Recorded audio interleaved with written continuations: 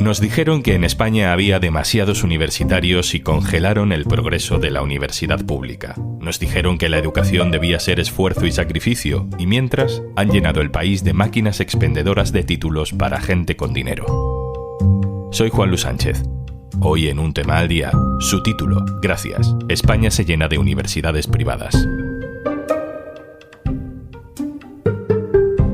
Una cosa antes de empezar.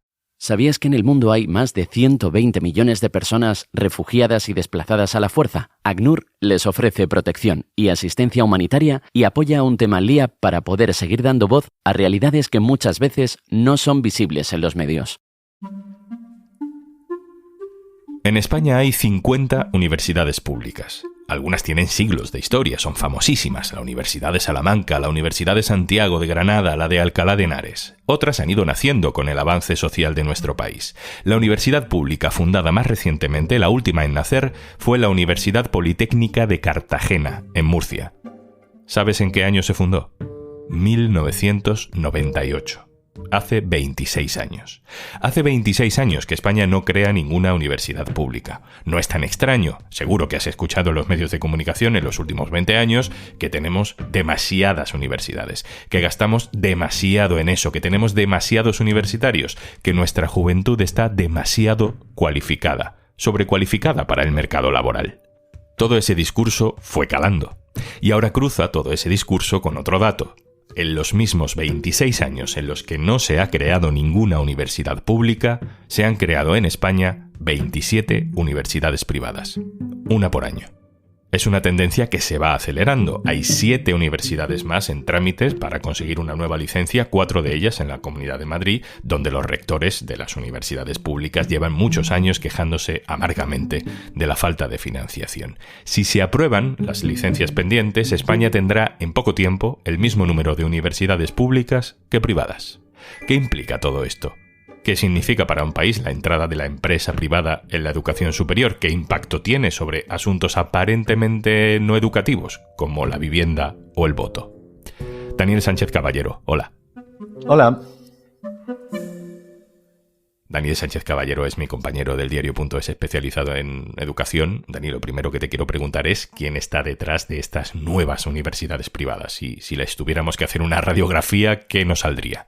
Bueno, lo primero que me saldría es un sector claramente en expansión, un sector que ha pasado de facturar 2.200 millones en 2017 a 3.200 en 2022, que es un 50% de subida en solo 5 años, según el Observatorio Sectorial de BK. Eso habla un poco de cómo está creciendo. Y respecto a la propiedad, hay de todo. La Iglesia Católica está detrás de muchas universidades. En los últimos años han entrado muchos fondos de inversión. Ya había alguno, pero ha habido compras de universidades por 1.000 millones de euros, por 700 millones de euros. Y últimamente también están presentándose universidades que pertenecen a grandes empresas. Planeta, por ejemplo, tiene alguna, a grupos de comunicación, Vocento anda metido detrás de alguna, y también iniciativas particulares de empresarios, como se ha visto en Andalucía, por ejemplo. Dani, he estado mirando un listado que publicaste sobre cuánto facturan estas universidades. Hay algunas que tienen un margen de beneficio del 50%, como la Universidad Alfonso X el Sabio de Madrid o la Universidad Isabel I, que es una universidad online de Burgos. Eso significa que están reinvirtiendo solo la mitad de lo que ganan en la calidad de su educación. Y también veo que las que más dinero ganan pertenecen al Opus Dei, a los jesuitas, a la Asociación Católica de Propagandistas, aunque es verdad que estas son las que menos dinero reparten entre sus accionistas. Dani, ¿cómo funciona el proceso legal administrativo por el que nace una universidad privada? ¿Cualquiera puede montar un centro educativo? Básicamente, cualquier persona, grupo, empresa, entidad interesada presenta una propuesta a la Consejería de Educación de su comunidad autónoma, que son las que tienen las competencias. La comunidad autónoma hace un primer informe en el que, esto también se ha visto en el caso de Andalucía, por ejemplo, muchas veces orientan hacia dónde tienen que hacer cambios las universidades para que se puedan ser aprobadas. De ahí pasan al Ministerio de Universidades, la Conferencia General de Política Universitaria, que reúne a las comunidades con el Ministerio, hace un informe sobre lo oportuno y lo sólido que es el proyecto, que por cierto son informes que últimamente la mayoría de ellos son negativos. No son vinculantes, son obligatorios pero no vinculantes. Y finalmente, la última palabra las tienen las comunidades autónomas. Aunque estos informes sean negativos, si la comunidad autónoma quiere, va a aprobar la universidad. ¿Pero cualquier empresa puede montar un centro educativo, pedir licencia y llamarlo universidad? ¿O hay algunos requisitos para recibir ese reconocimiento oficial? Existe un Real Decreto de creación de universidades que establece estos requisitos mínimos. Hasta 2021, la verdad es que era realmente flojo, apenas pedía que ofrecieras 8 grados y poco más. Con eso ya te bastaba para tener universidad. En 2021, Castells, cuando estaba de ministro, lo aprobó y renovó el Real Decreto. Y entonces puso unas condiciones para que las universidades fueran más universidades, hicieran una actividad más integral, porque las universidades privadas se limitan mucho a la docencia. Entonces ahora se les exige una mayor oferta formativa que abarque varias áreas para que no se limiten solo a las 4 o 5 carreras que puedan tener mucha demanda y que todo el mundo quiere. No, ahora les obligan a ofrecer muchas cosas. Les obliga a tener más alumnos en grado que en doble grado o en máster. Les obliga a dedicar parte de su presupuesto propio a programas de investigación. Les obliga a tener doctorados. Les obliga a tener profesores doctores para asegurar o por lo menos garantizar una cierta calidad docente. Se han endurecido todo este tipo de requisitos para que no sean solo centros formativos venidos a más. Castells hablaba algo así como de academias especializadas. Si la última palabra dices que la tienen los gobiernos autonómicos, entonces esta proliferación de universidades privadas no es solo una cuestión de oferta y demanda, ¿no? Es básicamente una decisión política.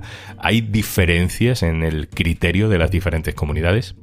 Se ve un cierto patrón. Están medrando sobre todo donde gobierna el PP. En Andalucía, donde solo existía una antes de que llegara Moreno Bonilla, han aprobado 4 ya y tienen varias más en trámites. Madrid, que ya tiene el doble de universidades privadas que públicas, 13 frente a 6.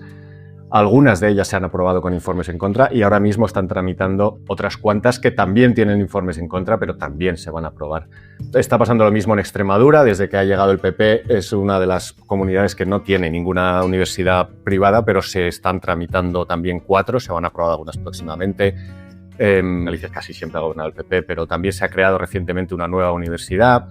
En Baleares están en trámites, que es otra de las que tampoco tiene universidad privada. Hay un cierto patrón.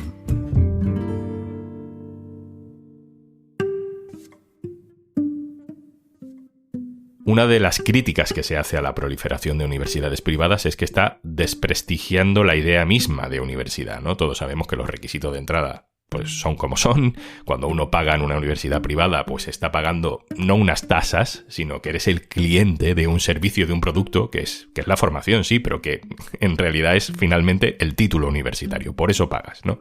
¿Qué casos te has encontrado, Dani, que te hayan hecho pensar, esto no es una universidad, esto es una máquina expendedora de títulos universitarios para gente que puede pagarlos? Cuando Castells presentó la actualización del Real Decreto que hemos comentado de creación de universidades, nos dijeron, es que tenemos encima de la mesa propuestas de creación de universidades con 3.000 euros de capital inicial. Que venía a decir, ¿cómo puedes montar una universidad con 3.000 euros? Luego coincidió que una de las de Andalucía tenía esa cifra exacta de capital inicial, una de las que tenían informes negativos que luego acabó siendo aprobada. Entonces te encuentras en Madrid. Una de las últimas propuestas que va a aprobar la Asamblea tiene la sede en un edificio de oficinas en Alcobendas. Pasa lo mismo con algunas de las andaluzas que están ubicadas en otro edificio en Málaga. Una de ellas compartía espacio con una escuela de FP. Hay cosas que por lo menos dan que pensar. Estas universidades van a ser en pocos años la mitad de las universidades en España. ¿Qué implica eso desde el punto de vista del alumnado? ¿Qué implica que, alguien que tenga dinero pueda irse a una universidad privada, pagar, obtener un título que en la pública a lo mejor pues no habría obtenido porque no tenía nota? Bueno, la universidad es parte esencial, si lo queremos decir así, del ascensor social, y abriendo este mercado gigantesco de formación privada estás atentando mucho contra la igualdad de oportunidades, obviamente, donde no llego con mi esfuerzo, donde no llego con mi talento, llego con el dinero familiar. Ahí hay una injusticia clara. Y luego está el tema de que todo lo que sea favorecer o que crezca lo privado va a ser en detrimento de lo público. No es una regla matemática inevitable, pero bueno, al final hay mucha gente, muchos responsables políticos también, que piensan que si un servicio se puede ofrecer de manera privada, ¿para qué gastar dinero en un servicio público? Yo hago un poco una analogía con la sanidad. Dejas caer un poco el sistema público, ves que la gente se empieza a apuntar al privado, dices, hay menos demanda de lo público, lo dejo caer un poco más, se deteriora un poco más, el privado crece un poco más. Es como un círculo vicioso. En las universidades pasa lo mismo. En en la parte puramente de mercado, ¿no? En la parte de la demanda, la gente quiere ir a la universidad. ¿Cuál suele ser el incentivo para ir a la universidad privada en vez de estudiar la pública, que en teoría tiene más prestigio? Bueno, hay varias cuestiones que influyen aquí. Una muy evidente es que los grados más demandados, que tienen una nota muy alta, para hacer medicina necesitas un 13/14 más o menos en la pública. Bueno, es fácil que no te llegue la nota para estudiar en una pública y entonces pues lo remedias este problema simplemente pues poniendo el dinero familiar sobre la mesa. Otra que se valora, que quizás está menos en el imaginario colectivo, pero que los estudiantes también valoran mucho, es que las universidades privadas te garantizan en cierta manera las prácticas. Esto se ve mucho en las carreras de nuevo de ciencias de la salud, que los lugares para hacer prácticas están limitados porque son básicamente centros sanitarios, entonces tienen unas plazas limitadas. Y puede haber problemas, si empezamos a expandir muchísimo la gente que está estudiando estos grados, puede haber problemas para ofrecerles plazas a todos ellos. Esto ya ha pasado en las FPs de esta misma familia sanitaria. En Madrid, por ejemplo, el año pasado hubo un buen lío porque las academias privadas coparon buena parte de estas plazas y había gente de la pública que no tenía plazas para hacer las prácticas y no podía obtener el título en el tiempo normal, digamos. Otro intangible que se valora mucho a la hora de elegir una universidad privada son las redes que se crean, ¿no? Con quién te juntas en clase, que a veces es más importante a quién conoces y qué puertas te va a abrir a futuro que las cuestiones meramente académicas. También, pues no nos engañemos, es más fácil aprobar. Esto está comprobado, hay estudios que lo demuestran y bueno, pues esto también se valora. Al final vas a estar menos tiempo estudiando, vas a terminar antes y vas a poder continuar con tu vida. Las universidades públicas, al menos a día de hoy, suelen ser más grandes en cuanto a ocupación del espacio que las universidades privadas. Pero también se integran mejor dentro del resto de decisiones políticas que pueda tomar una administración, pues por ejemplo en el urbanismo, ¿no? De la zona donde están.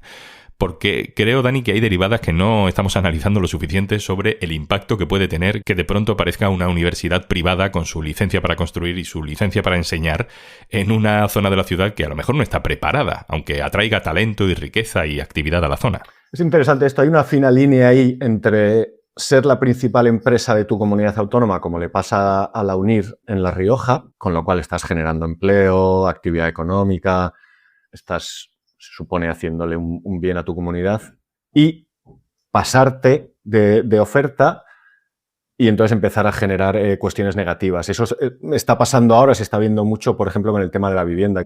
Porque cuando se abren universidades, obviamente, pues las universidades vienen con estudiantes, vienen con trabajadores y toda esa gente tiene que vivir en algún sitio. Entonces, en las ciudades más grandes igual tiene menos impacto, pero en ciudades medianas se está notando en el mercado del alquiler. De repente te llegan 5.000, 6.000, 10.000 personas que necesitan vivir en algún sitio y te disparan los precios. Y al ser universidades privadas, es gente que viene con mucho poder adquisitivo y que va a tener menos problemas en pagar el alquiler que le pidan. También pasa esto mucho con los extranjeros, que vienen con mucho dinero a estudiar MBAs, etcétera, y que les cuesta mucho menos pagar los alquileres. Entonces, se está viendo esto ahora en Segovia, con el Instituto Empresa, que se está expandiendo muchísimo, en Málaga, que es donde están radicadas algunas de las nuevas universidades andaluzas, en Logroño, con el crecimiento de la UNIR. Y pues el gobierno está pensando en actualizar el Real Decreto que comentábamos antes de requisitos mínimos de universidades y quiere incluir un artículo por el que obliga a las nuevas universidades a ofrecer algún tipo de solución habitacional a sus estudiantes y trabajadores para que no tenga tanto impacto en el mercado del alquiler. Dani, si dejamos la formación universitaria en manos de empresas, no hay que ser muy listo para saber que eso es un sesgo de fábrica para universidades más conservadoras en lo social, más liberales en lo económico, y que eso produce ideología entre los alumnos y, por tanto, va a acabar moldeando políticamente el futuro de España. Pero es que además nos va a dar generaciones más desiguales y peor formadas, ¿no? Es una pregunta interesante. Es difícil decir. Es verdad que la calidad docente puede resentirse, pero al final como país estamos avanzando mucho en que las grandes masas estén más educadas, en que haya más universitarios, más gente con secundaria. Entonces, en global, no creo que vayamos a tener generaciones peor formadas. ¿Más desiguales? Seguro. Lucas Gortázar y Juanma Moreno, que tienen un libro reciente en el que hacen una mirada un poco a fondo sobre las tendencias educativas, hablan de cómo el sistema educativo general está pasando de un sistema para igualarnos a todos a un sistema para diferenciarse, ¿no? Yo tengo más estudios de esta universidad, tengo este título, tengo este otro y tú no. Y eso lo están fomentando en parte las universidades privadas, donde no llegamos con el talento, el esfuerzo, llegamos con el dinero. Daniel Sánchez Caballero, compañero, muchas gracias. Muchas gracias a vosotros.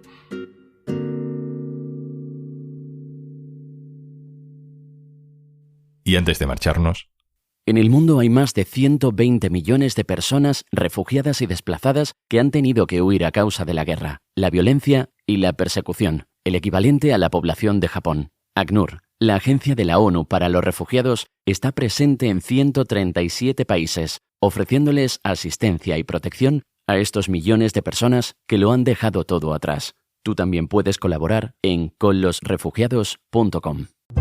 Esto es Un Tema al Día, el podcast del diario.es. Si te gusta lo que hacemos, necesitamos tu apoyo. Hazte socio, hazte socia del diario.es en el diario.es/socio.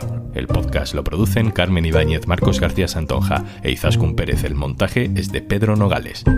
Yo soy Juan Luis Sánchez. Mañana, otro tema.